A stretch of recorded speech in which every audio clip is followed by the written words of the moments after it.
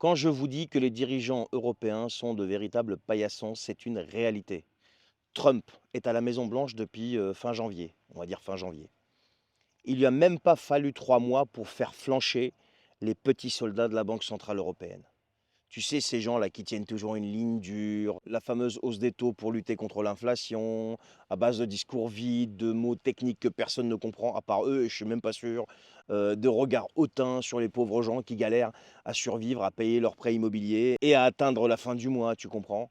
Et là, boum, Trump arrive, rouvre le robinet à menaces, il parle à peine de relancer les tarifs douaniers contre l'Europe, il dit juste qu'il va rééquilibrer les échanges. Traduction, il va leur foutre 25% minimum de taxes dans les dents. Et là, les mecs à Francfort, ben, ils sont presque évanouis, quoi, tu vois. Résultat, tout de suite, ils baissent les taux de 25 points pour que les exportateurs allemands puissent continuer à vendre leurs bagnoles sans se prendre une guerre commerciale dans la tronche. Et le plus drôle, c'est Trump qui, sans même le vouloir peut-être, même certainement, fait plus pour soulager les Européens que tous les guignols de Bruxelles réunis. Mais c'est ça la vérité. Le mec est en train de leur foutre une pression incroyable. Il baisse les taux tout de suite. Et d'un coup, tu as un peu de souffle, tu vois, sur les crédits. Les boîtes respirent un peu plus. Et les ménages, certainement aussi, tu vois. Ils vont au moins pouvoir un peu mieux survivre à cette catastrophe. La Banque Centrale Européenne, les amis, il faut bien comprendre ce que c'est. C'est une machine qui réagit pas du tout à la souffrance sociale. Elle s'en fout de ta souffrance. Elle réagit pas à ta misère. Elle réagit pas à la décroissance.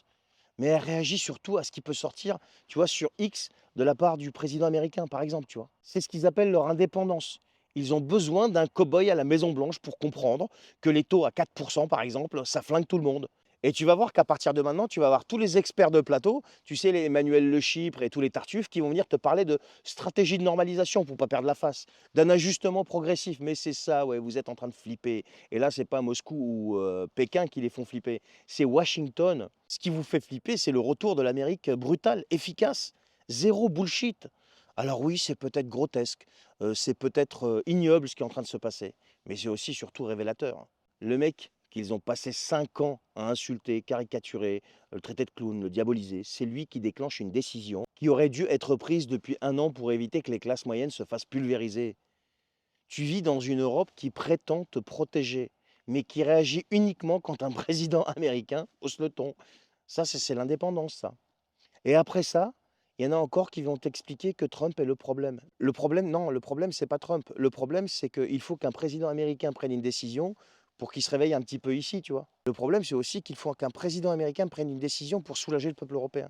Non, mais est-ce que tu te rends compte où est-ce qu'on en est arrivé? C'est pour ça que je dis toujours qu'il faut sortir de ce carcan et qu'on récupère notre souveraineté, bordel. Allez, partagez cette vidéo, les amis, je vous souhaite une bonne journée.